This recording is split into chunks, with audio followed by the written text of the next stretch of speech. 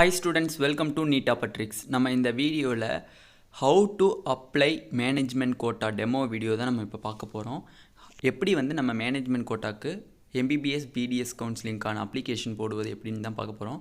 Already government quota self financing quota சீட்ஸுக்கான demo video நம்ம application போட்டாச்சு. அது பார்க்காதவங்க கீழே டிஸ்கிரிப்ஷனில் லிங்க் தரேன். அந்த லிங்க்கை கிளிக் பண்ணி அந்த வீடியோவும் பார்க்குறவங்க பார்த்துக்கோங்க. அது வந்து government quota and self financing government கோட்டாக்கான டெமோ வீடியோ. இது full and full management quota demo video. ஓகேவா?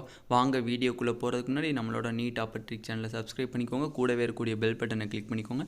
அப்போ தான் நம்ம போடக்கூடிய வீடியோ உங்களுக்கு நோட்டிஃபிகேஷன் வரும். உங்கள் ஃப்ரெண்ட்ஸுக்கும் ஷேர் பண்ணுங்கள். வாங்க வீடியோக்குள்ளே போகலாம்.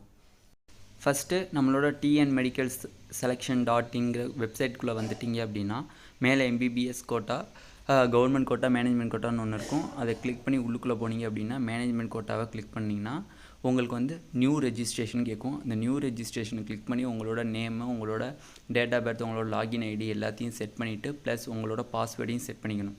செட் பண்ணி சேவ் கொடுத்தீங்கன்னா உங்கள் ஃபோன் நம்பருக்கு ஒரு OTP வரும். அந்த OTP என்டர் பண்ணி ஓகே கொடுத்தீங்கன்னா அதே டேரெக்டாக லாகின் வெப்சைட்டுக்குள்ளே போகும். அந்த லாகின் வெப்சைட்டுக்குள்ளே போயிட்டு அது என்ன பண்ணும் அப்படின்னா மேலே உங்களோட யூசர் ஐடி, நீங்கள் என்ன யூசர் ஐடி கொடுத்து ரெஜிஸ்டர் பண்ணிங்களோ அந்த யூசர் ஐடியும் ப்ளஸ் உங்களோட பாஸ்வேர்டையும் என்டர் பண்ணி கீழே லாகின் கொடுத்தீங்கன்னா லாகின் ஆயிரும். உள்ளுக்குள்ளே போனோடனே ஃபஸ்ட் எடுத்தோடனே பர்சனல் இன்ஃபர்மேஷன் இருக்கும். அதில் வந்து உங்களோட நேம் போட்டுக்கோங்க. நேம் ஆஃப் தி பேரண்ட்டோட நேமு, அடுத்து நீங்கள் எந்த இடத்துல பிறந்தீங்க, பிறந்த தேதியை போடக்கூடாது, எந்த இடத்துல பிறந்தீங்கன்னு போடணும். டேட் ஆஃப் பர்த் என்னன்னு போடுங்க. அடுத்து ஜெண்டர், அடுத்து நேஷ்னாலிட்டி, அடுத்து நேட்டிவிட்டி, அடுத்து ரிலீஜியன், அடுத்து கம்யூனிட்டி, அடுத்து caste name and Aadhaar name. இது எல்லாத்தையும் வந்து ஃபஸ்ட்டு பர்சனல் இன்ஃபர்மேஷன் கேட்பாங்க, அதில் ஃபில்அப் பண்ணிடணும். அதில் பார்த்தீங்க அப்படின்னா கம்யூனிட்டி அப்படின்னா என்னதுன்னா OC, BC, BCM, MBC, SC, ST இதில் எது வரீங்களோ நீங்கள் அந்த கம்யூனிட்டியை போட்டுக்கோங்க. ஓகேவா? கேஸ்ட் நேமுங்கிறது என்னதுன்னா இப்போ BCயில் நிறையா கேஸ்ட் இருக்கும், MBCயில் நிறையா கேஸ்ட் இருக்கும். அதில் நீங்கள் எந்த கேஸ்ட்டில் வரீங்களோ அந்த கேஸ்ட்டை போட்டுக்கோங்க. ஆதார் நம்பரை ஃபுல்லாக என்டர் பண்ணிக்கோங்க. ஓகேவா? பாதி என்டர் பண்ணுறதுலாம் இருக்கக்கூடாது. ஓகேவா? அடுத்தது பார்த்தீங்க அப்படின்னா கம்யூனிகேஷன் அட்ரஸ். அதில் அட்ரஸ் பார்த்தீங்கன்னா நீங்கள் இங்கே எப்போ பெர்மனெண்ட்டாக இருக்கீங்களோ அந்த அட்ரஸ் எழுதிக்கோங்க. எந்த டிஸ்ட்ரிக்டில் வரீங்க, மதுரையா இல்லை திருச்சியா இல்லை புதுக்கோட்டையா இல்லை வந்து தேனியா, என்ன டிஸ்ட்ரிக்டில் வரீங்களோ அதை போட்டுக்கோங்க. அடுத்து ஸ்டேட் வந்து எந்த ஸ்டேட், தமிழ்நாடு ஸ்டேட்டா இல்லை என்ன ஸ்டேட்டுன்னு போட்டுக்கோங்க. அடுத்து பின்கோடு வந்து நீங்கள் எந்த பின்கோடை போடணும் அப்படின்னா டிஸ்ட்ரிக் வந்து எந்த டிஸ்ட்ரிக்டாக இருக்கோ அதனுடைய பின்கோடை நீங்கள் என்டர் பண்ணணும். ஓகேவா? அடுத்து வந்து பெர்மனெண்ட் அட்ரஸ். கம்யூனிகேஷன் அட்ரஸும் பெர்மனெண்ட் அட்ரஸும் ஒன்றா இருந்துச்சு அப்படின்னா மேலே அட்ரஸ் இஸ் சேம்னு இருக்குல்ல, அதை கிளிக் பண்ணிக்கோங்க. மேலே என்ன அட்ரஸ் கொடுத்தீங்களோ அதே அட்ரஸு கீழே பெர்மனெண்ட் அட்ரஸ் கொடுத்துருங்க. அதே அட்ரஸ் தான் உங்களுக்கு இருக்குது அப்படின்னா அதே அட்ரஸ் இஸ் சேம்னு கொடுத்தீங்கன்னா தானாகவே வந்து அது காப்பி ஆகும். இல்லை சில பேர் வந்து நான் இருக்கிறது வேறு பட் நேட்டிவிட்டி பெர்மனெண்ட் அட்ரஸ் வேறு அப்படின்னா மேலே ஒரு அட்ரஸ் கொடுங்க, கீழே என்ன பெர்மனெண்ட் அட்ரஸோ அந்த அட்ரஸை கொடுங்க. கரெக்டாக கொடுங்க. எதுக்காண்டினா சில பேருக்கு வெரிஃபிகேஷனுக்கு சொல்லுவாங்க. ஓகேவா? அதனால் வந்து அட்ரஸை வந்து கரெக்டாக கொடுக்கணும். ஓகேவா? அடுத்தது ஸ்கூல் ஆஃப் ஸ்டடி இன்ஃபர்மேஷன். அதில் வந்து என்ன கேட்டிருக்காங்கன்னா ஸ்டடி 6th to 12th வந்து தமிழ்நாட்டில் படிச்சிருந்தீங்கன்னா எஸ்ன்னு போடுங்க, இல்லைன்னா நோன்னு போடுங்க. ஓகேவா? நம்மளுக்கு வந்து கவர்மெண்ட் கோட்டா GQவில் பார்த்தீங்க அப்படின்னா உங்களுக்கு 6th to 12th வந்து கவர்மெண்ட் ஸ்கூலுன்னு கொடுத்துருப்பாங்க. ஏன்னா மேனேஜ்மெண்ட்டில் வந்து உங்களுக்கு எது கிடையாது, கவர்மெண்ட் ஸ்கூலுக்கு தனியான சீட் செப்பரேஷன் கிடையாது, 7.5% ரிசர்வேஷன் கிடையாது. ஓகேவா? அதனால தான் இந்த ஆப்ஷன் கொடுக்கல. ஓகேவா? 6th to 12th வந்து நீங்கள் தமிழ்நாட்டில் படிச்சிருந்தீங்கன்னா எஸ்ன்னு கொடுங்க. ஓகேவா? அடுத்து ஸ்கூல் ஆஃப் ஸ்டடின்னு பார்க்கும்போது 6th வந்து நீங்கள் எந்த இயர் பாஸ் பண்ணீங்க, எந்த ஸ்கூலில் படிச்சிங்க, ஸ்கூல் டைப்பு செல்ஃப் ஃபினான்சிங் மெட்ரிக்கா இல்லை வந்து கவர்மெண்ட் ஸ்கூலா என்னன்னு போட்டுக்கோங்க. ஓகேவா? டிஸ்ட்ரிக்னா எந்த டிஸ்ட்ரிக்டில் படிச்சிங்க. ஓகேவா? எந்த ஸ்டேட்டில் படிச்சிங்க. ஓகேவா?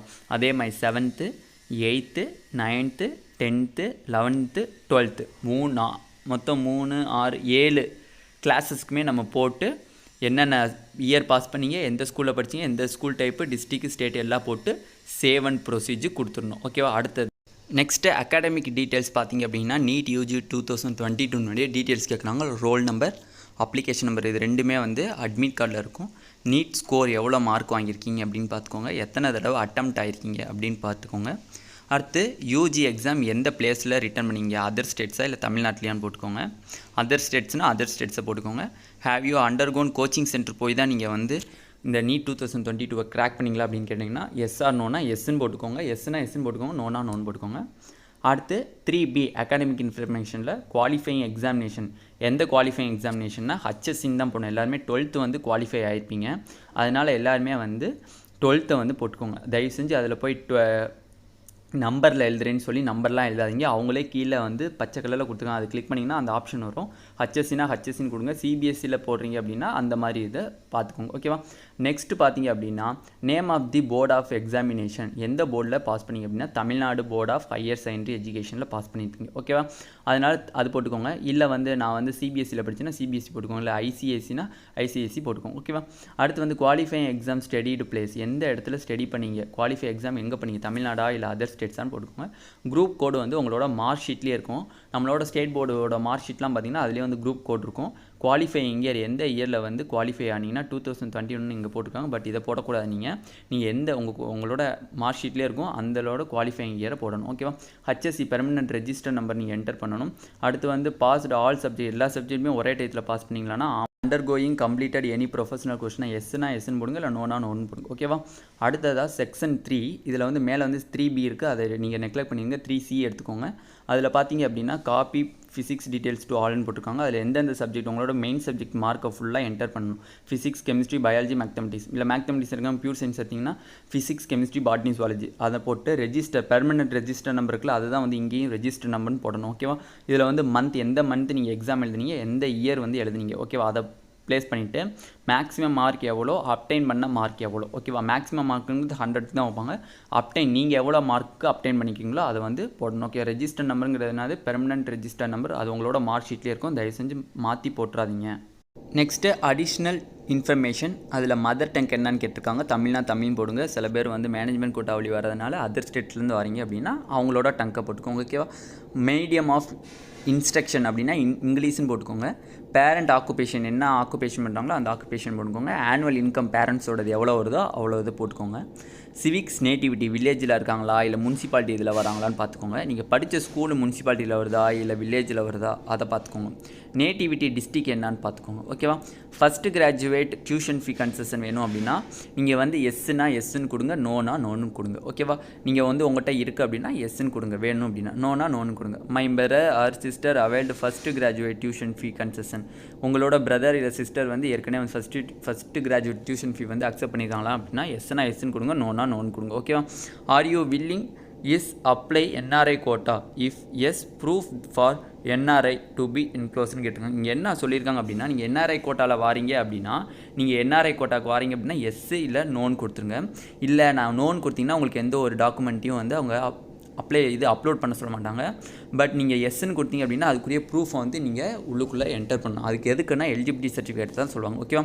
Are you willing to apply undergo linguistic minority category, if yes candidate is enclose, சர்டிஃபிகேட்டை வந்து என்க்ளோஸ் பண்ணணும். நீங்கள் ஆமாம் அப்படின்னு போட்டிங்கன்னா சர்டிஃபிகேட் என்க்ளோஸ் பண்ணணும். மைனாரிட்டி கேட்டகரியில் வரீங்கன்னா. நோன் போட்டிங்கன்னா நீங்கள் அப்ளை பண்ண தேவையில்லை. ஓகேவா.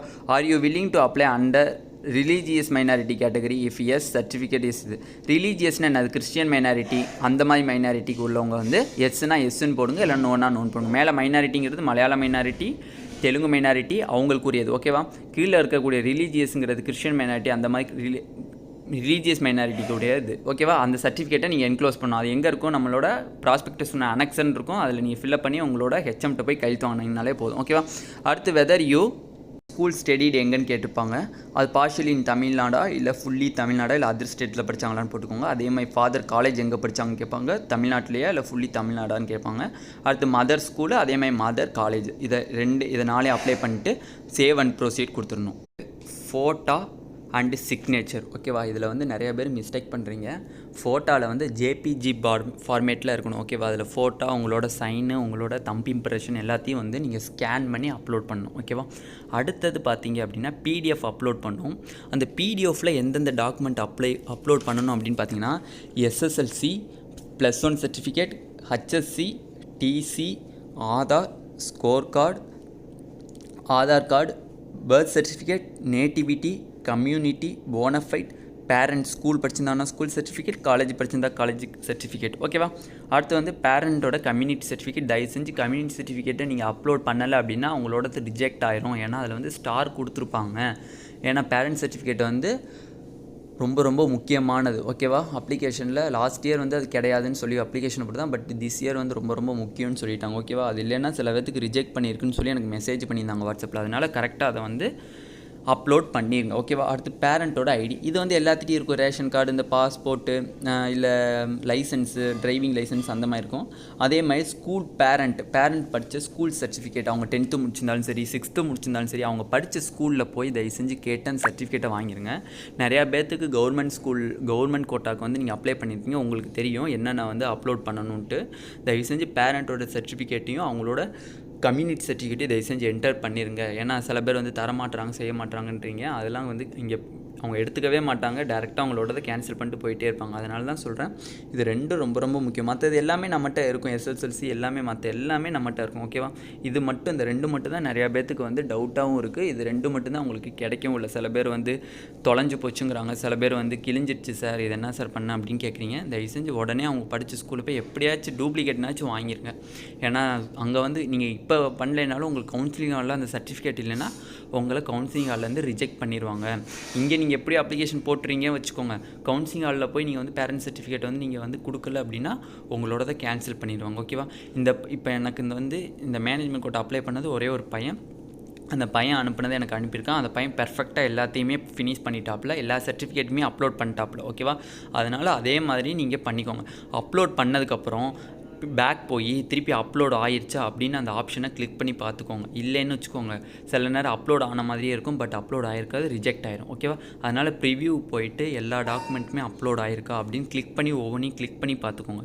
எதுனாலனா எல்லாமே உங்கள் சேஃப்டிக்காண்டி தான் நாங்கள் திருப்பி சொல்கிறோம். தயவு செஞ்சு கிளிக் பண்ணி பார்த்துக்கோங்க எல்லாமே அப்லோட் ஆயிருக்கான்னு. ஓகேவா? அடுத்து பார்த்தீங்க அப்படின்னா இவர் வந்து எல்லா டாக்குமெண்ட்டுமே முடிச்சிட்டாரு, எல்லாமே பெர்ஃபெக்டாக முடிச்சிருக்காரு. அது வந்து ப்ரிவ்யூ அப்ளிகேஷனில் வருது. ஓகேவா? அடுத்து பார்த்தீங்க அப்படின்னா இது எல்லாத்தையும் ஃபினிஷ் பண்ணதுக்கப்புறம் திருப்பி நீங்கள் சேவ் அண்ட் ப்ரொசீட் கொடுத்தீங்க அப்படின்னா உங்களுக்கு ஒரு லிஸ்ட் ஆஃப் அப்ளிகேஷன்ஸ் வரும்.